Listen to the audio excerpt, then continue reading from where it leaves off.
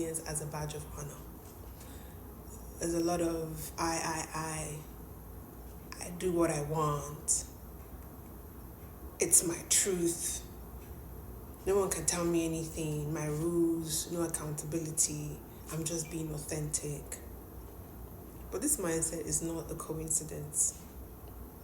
That's the blueprint of Luciferian self-exaltation right there. So the first rebellion wasn't in the Garden of Eden. It was actually in heaven. Revelation tells us that. So look at the book of Isaiah 14, 12 to 14. But I'll read 13 to 14. It says here, "For thou hast said in thy heart, I will ascend into heaven. I will exalt my throne above the stars of God.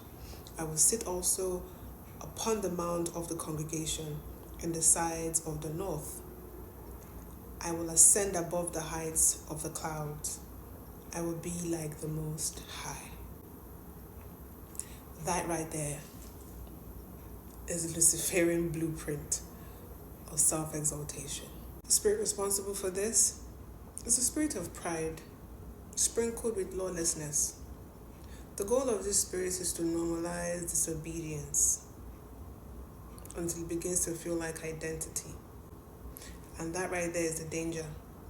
Because when you rebel, when you're disobedient to God, you disconnect from His purpose.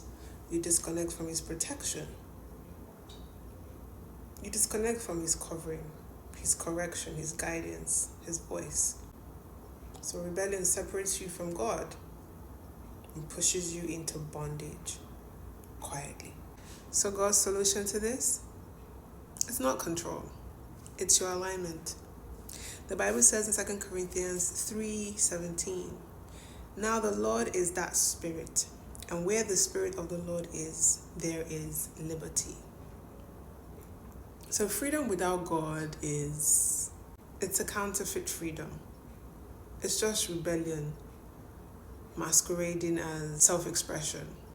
Therefore, rebellion may feel like liberation until you realize it's the devil that's leading it. So I say to you today, submit to God. Submission is not slavery.